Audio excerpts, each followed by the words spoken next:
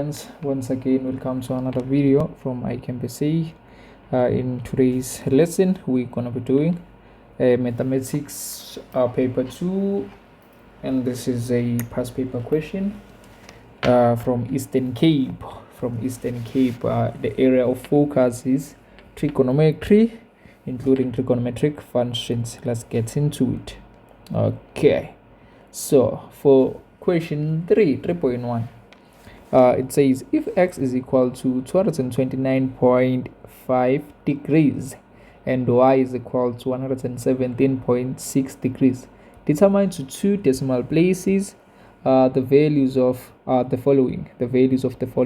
And what I always preach is that once they tell you to determine the answer to a certain number of decimal places, you must already know that they are expecting, or you should use a calculator in order to perform those calculations. But when they tell you not to use a calculator, then you must know that you are dealing with special angles, which is 30, 45 degrees, and 60 degrees, 0 and 90 degrees. Anyway, let's get into 3.1.1. Sin x plus y. So 3.1.1, we have to determine the value of sin x plus y. What is x? X is 229.5 degrees. Then let's come here. Sine of 229.5 degrees plus what is y? Y is 117.6 degrees. 117.6 degrees plus 117.6 degrees. Okay, now that we are here, let's add what is within the bracket.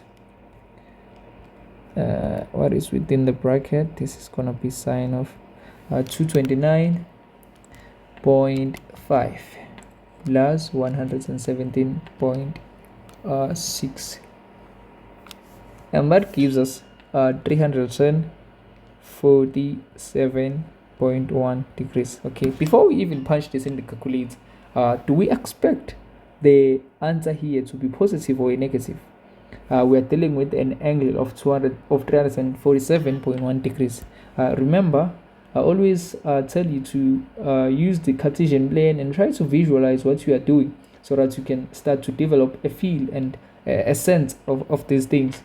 Remember that in the Cartesian plane we have 0 degrees, 90 degrees, 180 degrees, 270 degrees, and then back to 360 degrees. And the angle theta, it's measured from the positive x-axis anti-clockwise, and then if of the angle that we are dealing with here, which is 347 degrees, it's gonna be somewhere here.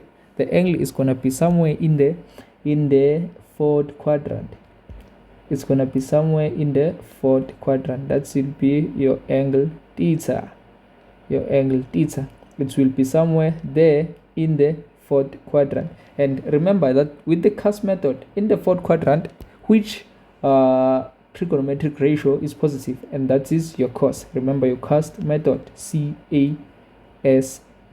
So if only cos is positive in the fourth quadrant, we expect sine of 347.1 degrees to be what? To be negative. Let's go ahead and punch that in the calculator and see what we get. 2.1. We get a negative 0.22. A negative 0.2. Negative 0.22. Okay, and this confirms what we have just demonstrated here. And I urge you learners to always try to understand these things, at such level, to develop such a feel for these things. Don't just do them blindly. Try to understand.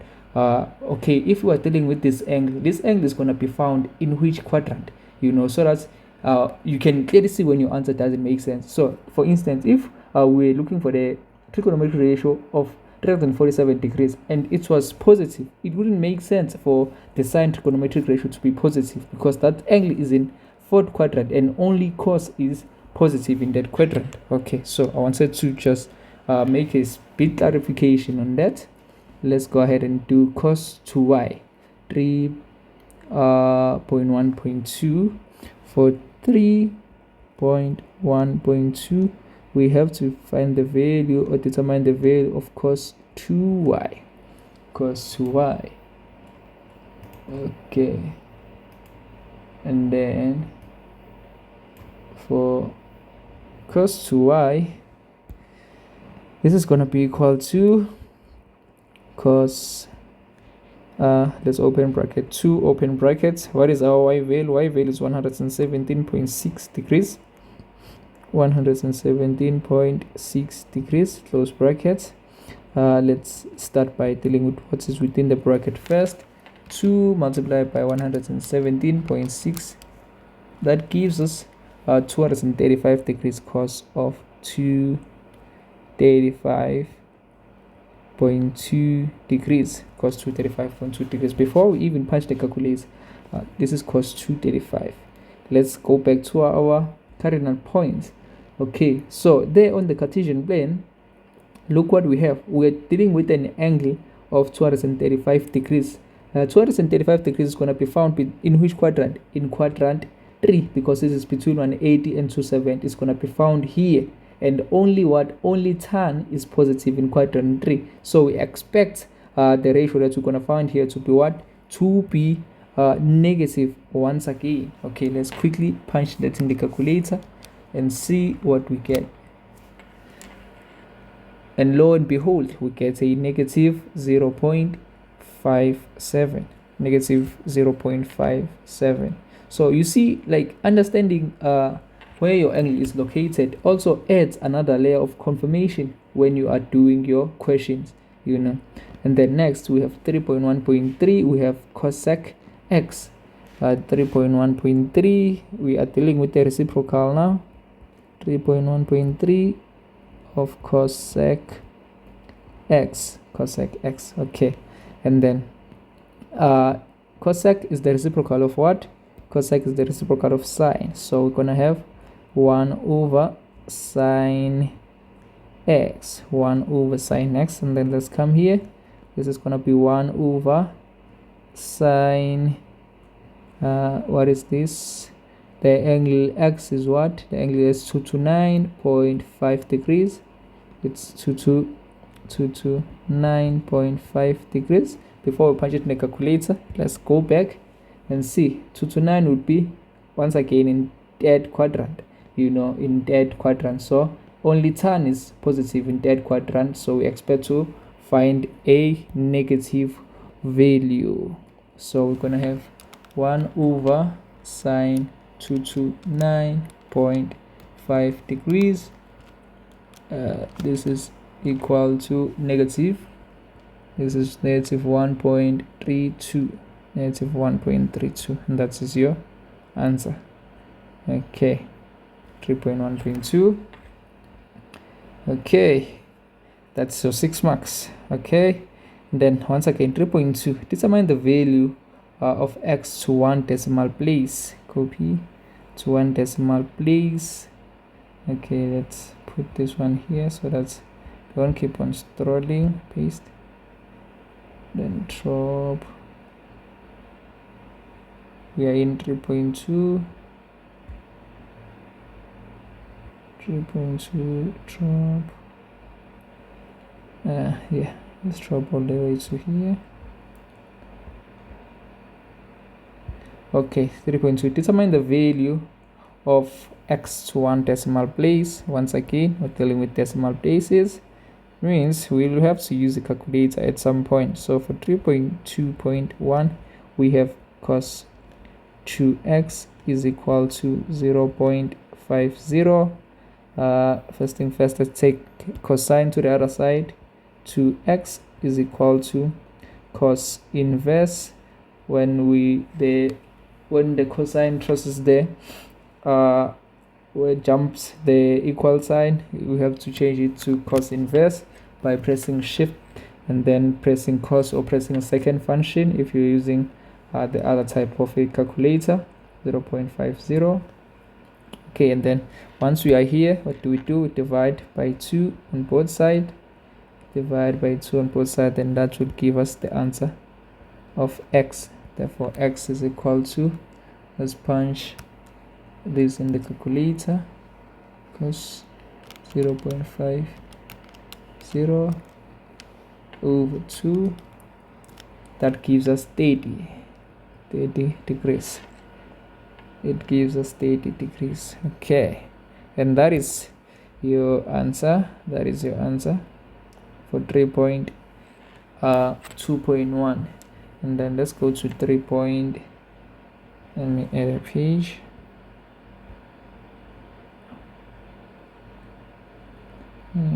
Another one.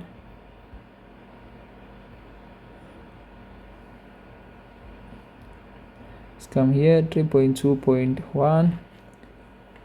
Then we're in 3.2.2 now. We are still determining the value of x. So for we have 7 sec x minus 11 is equal to 0. And look at your minus 11. It's not combined, or it's not inside the bracket with x. It's not inside the bracket with x. So it's not an angle here. It's just a standalone term. So first thing first, let's start by taking the 11 to the other side. So we'll be left with 7 sec x is equal to 11. 11 will become positive.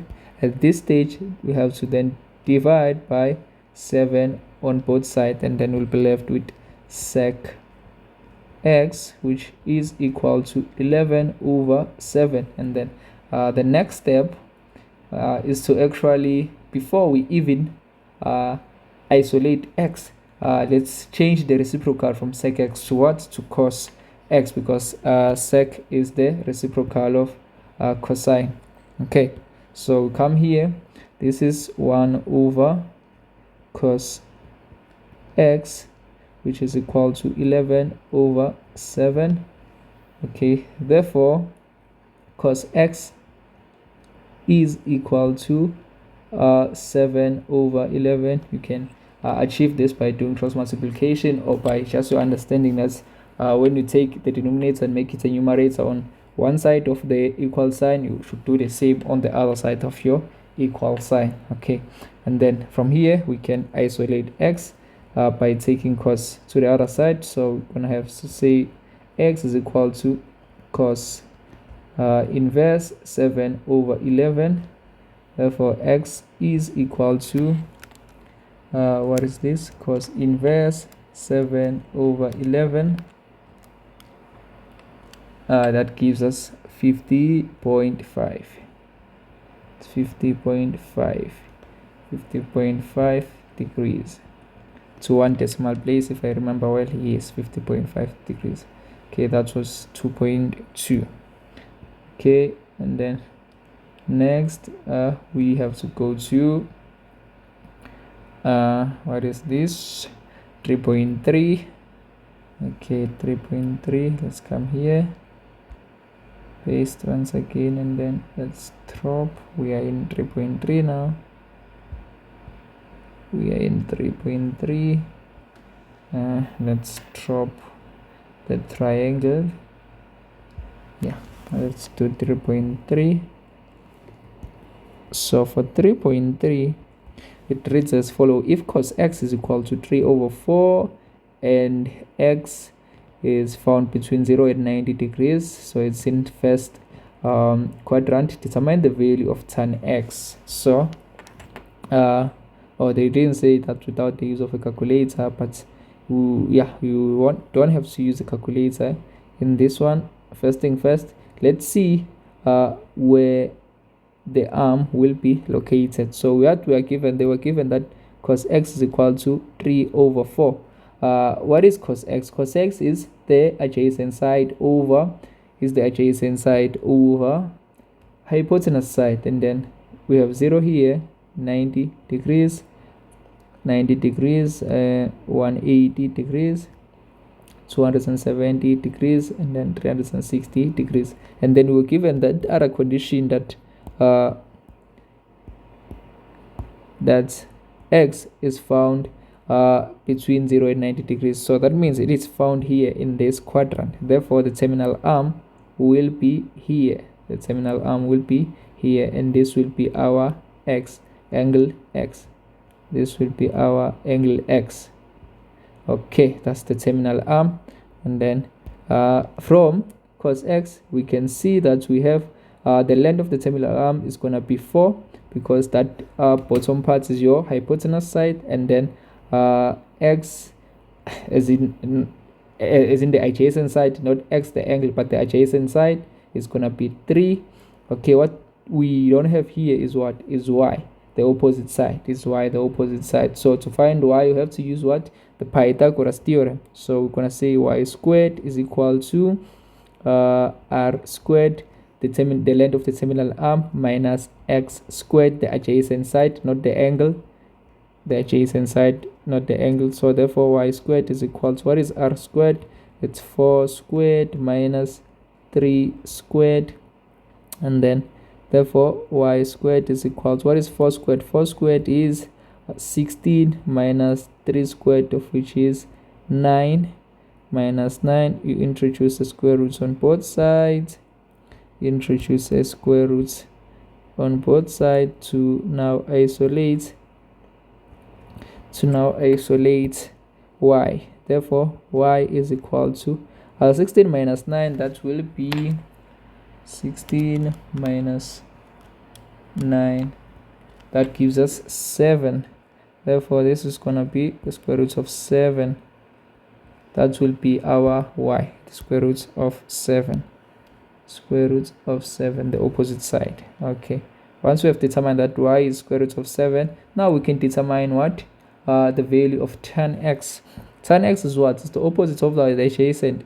Tan, the ratio of the tan trig ratio of the tangent is what? Is opposite over the adjacent side. Don't forget your soccer tower.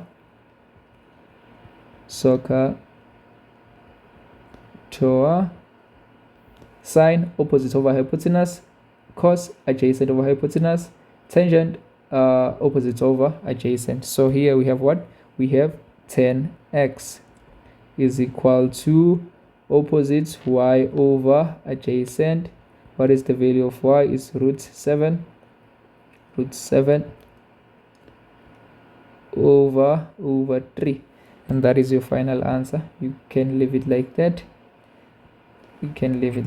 Okay, and then next 3.4, if tan theta is equal to 6 over 8, what is the ratio of tan theta is opposite over adjacent, and sin theta is less than 0, Okay, determine the value of sec theta. This one is going to be interesting. Okay, let's come here. First thing first, 3.4, let me rewrite what we are given. Tan theta is equal to 6 over 8. Tan theta is equal to 6 over 8, and then what? Sin theta is less than 0. What is meant by that? Sin theta is less than 0.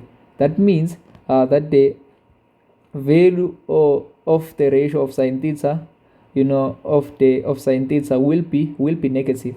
Less than 0. Anything less than 0 is what? Is negative. So that's what is basically meant by that the value of the ratio of sin theta will be negative. So first thing first, we have to determine where the terminal arm is gonna lie. Okay, come here, and in order to do it, we have to, first thing first, what do we have here? We have tan theta with a positive ratio of 6 over 8. Okay, let's our cast method. Okay, let's put our degrees: 0, 90 degrees, 180 degrees, 270 degrees, and 360 degrees. Okay, tan theta is positive. In which quadrant is tan theta positive? In quadrant 1, because all ratios are positive, and in quadrant 3. Okay, and then sin theta, in which quadrant is sin theta negative, less than 0?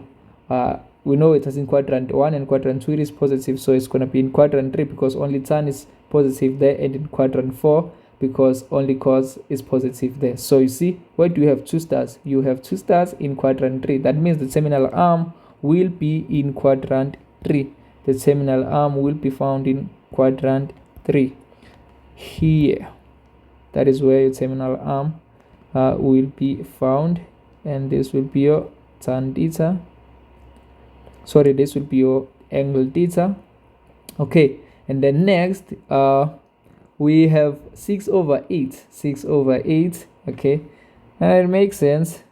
It makes sense that 6 over 8. So in quadrant 3, both x and y are negative. So essentially, or in other words, that is negative 6 and the x is negative 8. Negative 6 divided by negative 8 is going to be what? It's going to be a positive 6 over 8. Yeah, so be careful with that. So the only unknown side is the length of the terminal arm. And what do? We have to use the trigonometric, we have to use the Pythagoras theorem to determine the length of the terminal arm. So r squared is equal to x squared plus y squared. So what is x squared? X squared is negative 8 squared plus y squared is negative 6 squared. Therefore, r squared, what is negative 8 squared is going to be 64, and 6 squared, negative 6 squared is going to be 36. And this is our r squared. Therefore, what is 64 plus 36? That should be 100. That should be 164 plus 36. 100. And then next we introduce a square root on both sides. Therefore, our r is gonna be 10 units. That is the length of the terminal arm is 10. Okay, or the hypotenuse side, if you like, the hypotenuse side. Let's put it here.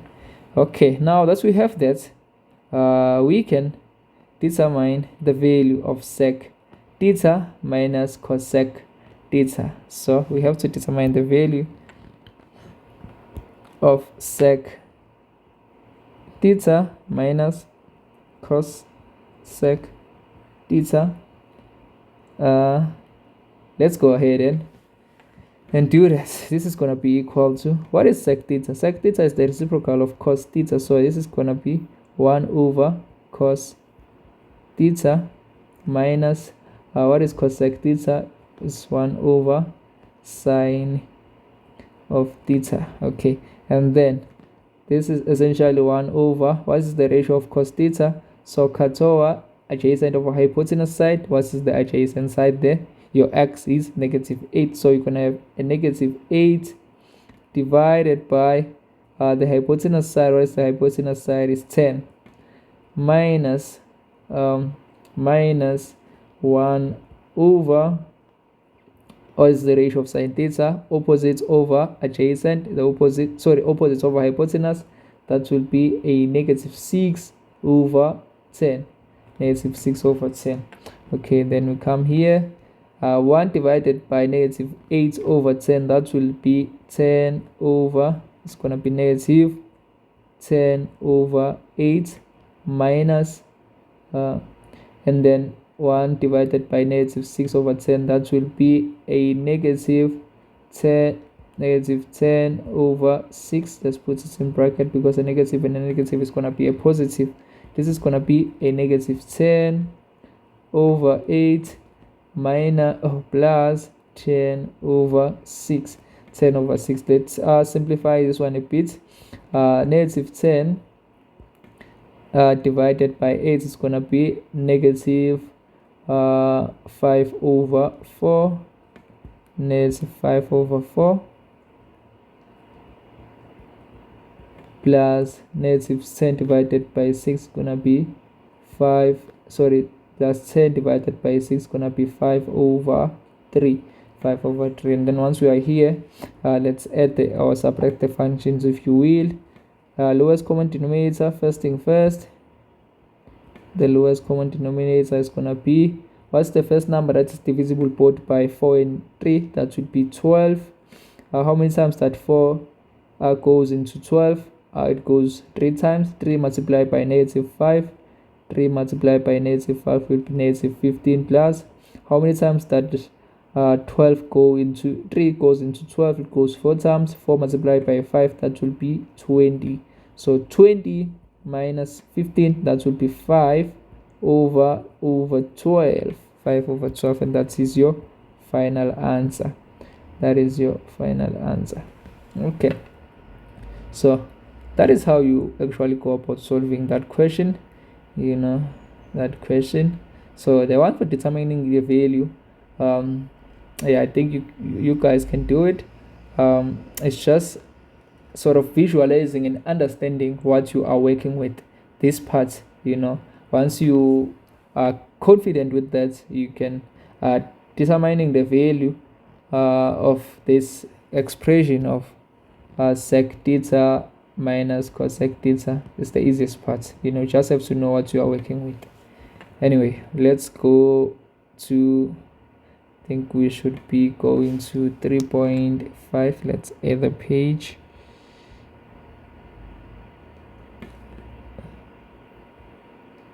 .5 the page here. Yes, and then we drop.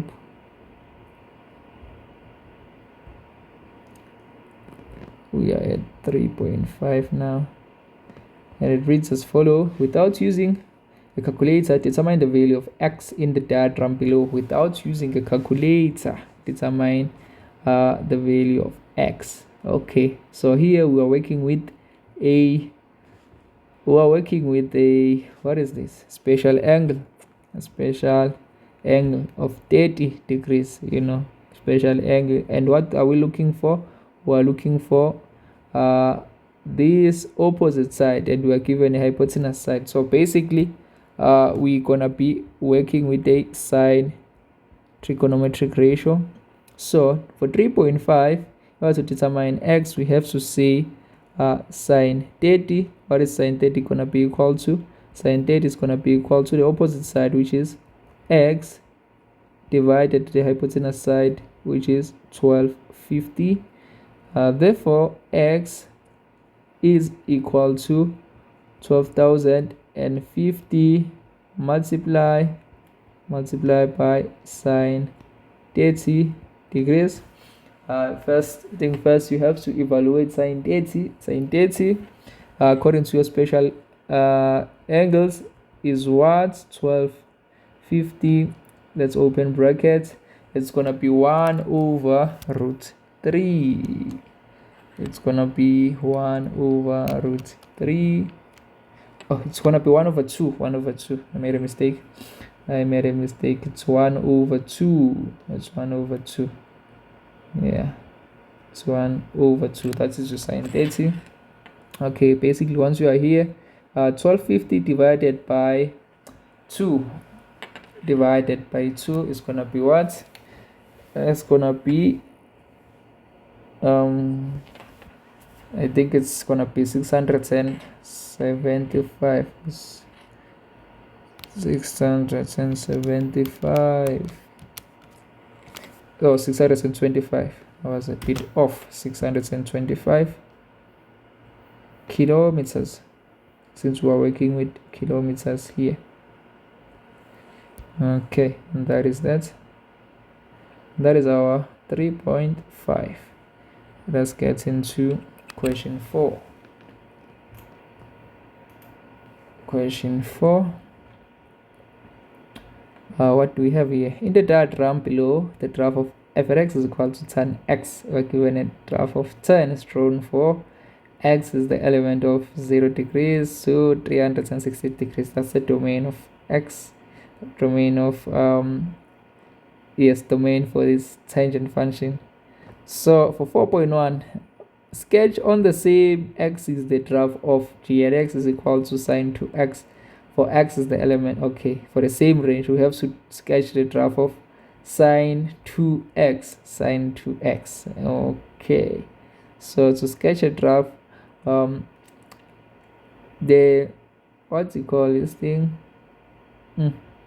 it's gonna have a lot of what you call this thing. So here this is actually a horizontal stretch, that factor of 2 that they have introduced. Okay, so the easiest way is to actually let's make a table. Let's make a table and find the corresponding values for, let me see, should we use 45, 90, 135, 180, 225, 270, 315, 360. Find the corresponding values for those, and 0, and then we can sketch. Let's quickly do our table for 4.1, because in order to sketch a function we do need a table. It's a sine function. We do need a table. Okay, so we're gonna have how many values? We're gonna have 0, 45, 90, 135, 180, 225, 270, 315, and 360. Okay, let me adjust it a bit, just a little bit, adjust the spacings so that everyone can get an equal space.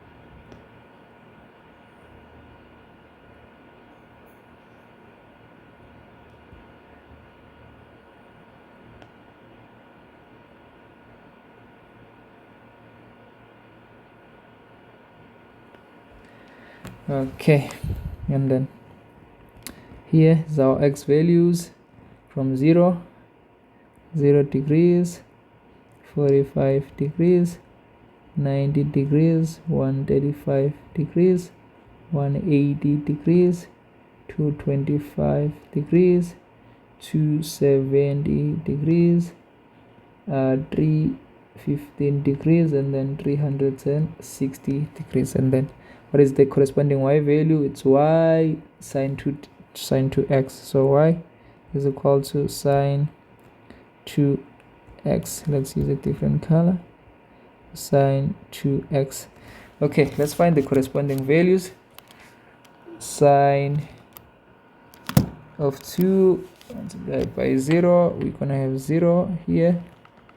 Sine 2, 45, that's gonna be 1.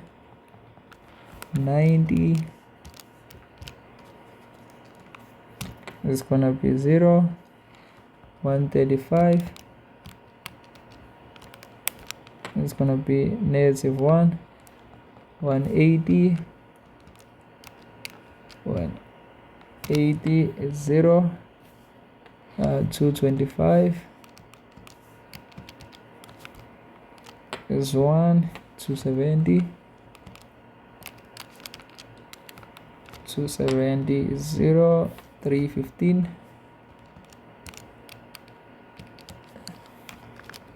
is -1. 360 is 60 is 0. So let's come here and plot our point. At 0 we have 0. At 45 we have 1 here. At 90 we have 0. Let me do it like this. At 90 we have 0. At 135 we have a -1. At 180 we have 0. At 225 we have 1. At 270 we have 0. 315 we have -1. 360 we have 0. And then let's join our curves to use a different color. Even.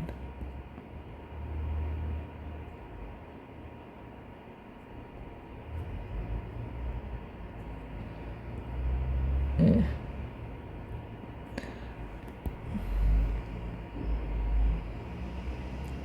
And look what happens then. From 0 to 180, we go from here to here, and we go back to 0. What has happened here? One full cycle has been completed. So by introducing that factor of 2, this function has been squeezed. Remember that normally the period, the time it takes for the sine function and the cosine function to complete one cycle is what? Is 360 degrees. But for this particular function, since they've introduced the factor of 2 there, the function has been squeezed, and now it takes only 180 degrees for the function to complete one full cycle. Okay, let's carry on.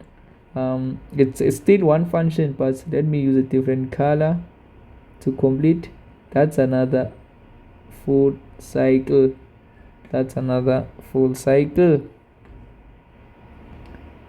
Okay, so let's say we come across a question that asks what is the period for this function. Since now it takes 180 degrees to complete one full cycle, that will be our period, because you see one cycle is complete, another cycle is complete from 180 to 360 degrees. How many degrees are between the 180 to 360 degrees? How many degrees does it take? That is 360 degrees. Okay, so I just wanted to make that statement. Okay, and then 4.1 on the same side, so we've already sketched. What is the amplitude of f? Okay, f is a tan function. A tan function doesn't have an amplitude.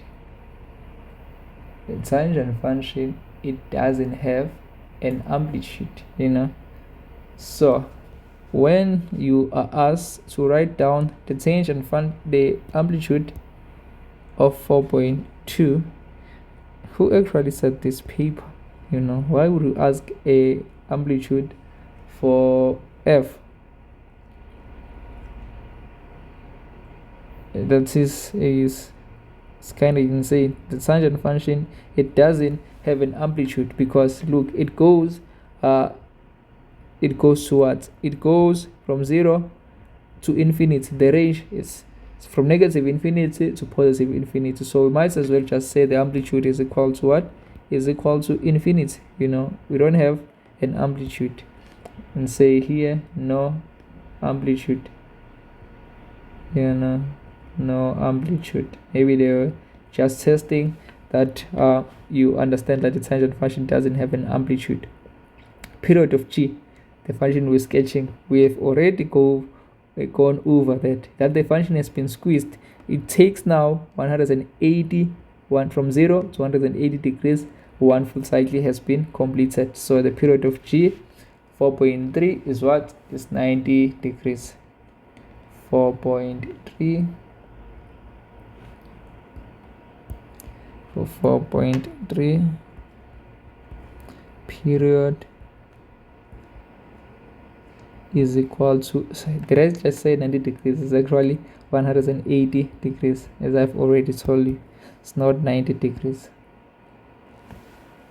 Okay, and then for 4.4, for which values of x is f at x the sine function less than 0? So we're looking at those values of x where the f at x function is actually below the 0 line. So it's actually below the 0 line. It's from there, from 90 to 180. That's the first time the function will be below the 0 line, from 90 to 180. And then what's the other part? From 270 to 360, the function will be negative again. So we just have to put that in writing. 4.1.1, 4.4.1. So 4.4.1, we say where x, okay, let's put it below, it's where x, what's the first interval? It's where x is greater than what? Greater than 90 but less than 360 degrees, sorry, less than 180 degrees. It's where x is greater than 90 degrees but less than 180 degrees. That's the first interval. The second one is where x is greater than 270 degrees from here but less than 360 degrees is that interval. And the second one, and where x is greater than 270 degrees but less than 360 degrees.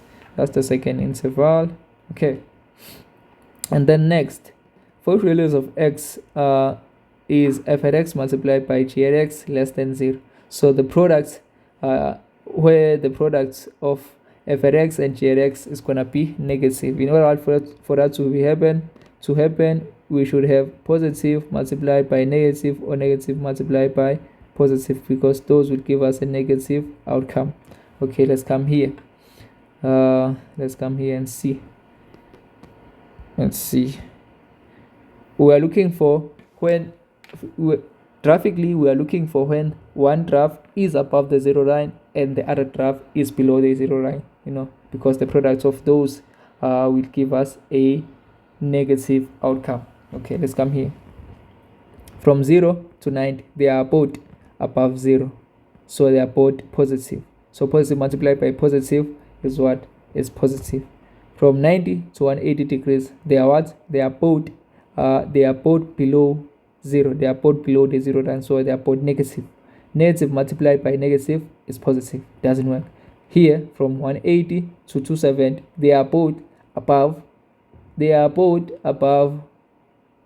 the x-axis, so they're not gonna be equal to the product of that will be positive.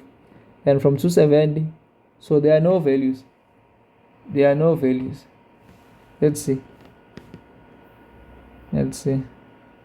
Just want to make sure if I don't miss anything. 4.2.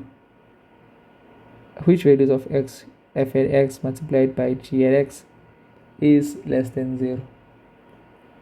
Is less than 0. F at x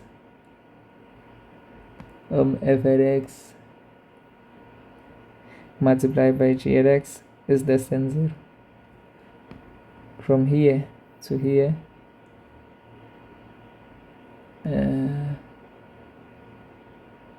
from here to here, no, there are no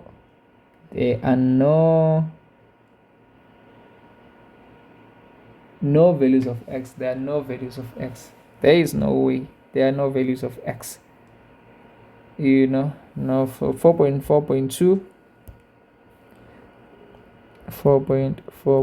I don't know who actually said this paper. No x values. Will that be no x values, will that condition be satisfied? I wonder who actually said this paper. For 4.5, write down the range of kx if kx is equal to gx minus 1. Okay, kx is equal to with the range, I'm gonna teach you some things with some trick. So k at x is equal to gx plus 1. K at x is equal to g at x plus, is this plus 1 or minus 1? Okay, what is g at x? G at x is sine 2x, right? Minus 1. That means that is your kx, sine 2x minus 1. So basically it has been shifted. The function of g at x has been shifted 1 unit downwards in order to obtain the function of k at x. So with the range, what you should do, you come to your function, this original function of g at x. We determine the range for that function, and let's come and do that. We determine the range. What's the range? The maximum is 1. The minimum is what? Is negative 1. So the range for this original function of g is going to be what? Y is the element of from negative 1 to to positive 1. Let's write the range for that function. First thing first, I'm gonna show you something. We start with range of g at x. We say it's gonna be y is the element from -1 to positive 1, because that's the minimum and the maximum values.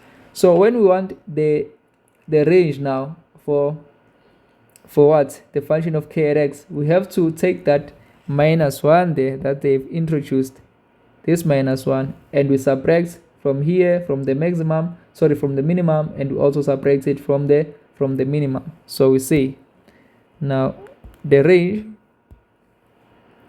range of k at x is gonna be y is the element, come here, open bracket, -1. I told you that we subtract what? We subtract 1 minus 1. If you add, you also add on the range, but on both points, and then you say 1 minus 1, 1 minus 1. Okay, the range. Okay, therefore y is the element of -1 minus 1 will be -2 to 1 minus 1 will be, what is 1 minus 1 is 0. That is 0, and that will be the new range for this function. It will be between -2 and 0. -2 and 0. That's your new range. -2 and 0. That's how you do it. Okay, let's see if it makes sense. We said by introducing that -1, they have shifted this function 1 unit downwards. So what will happen? The new function will now have a shape of this nature. Let me roughly show you how is it gonna look. Shifted 1 unit downwards, it's gonna, though it's ugly, yeah. So it will range between -2 and 0. Yes, it's gonna look like that, -2 and 0. Okay, and then with that, this marks the end of today's lesson. And yeah, that is how you actually answer those questions. If you need further assistance, guys, please don't forget to please do not hesitate to send us a message or a WhatsApp on +276. This is the area code of South Africa, so it's 067-690-4778. This is where you'll find us. And I hope you guys learn something from today's video, and until we meet again, I wish you all good luck and good studying.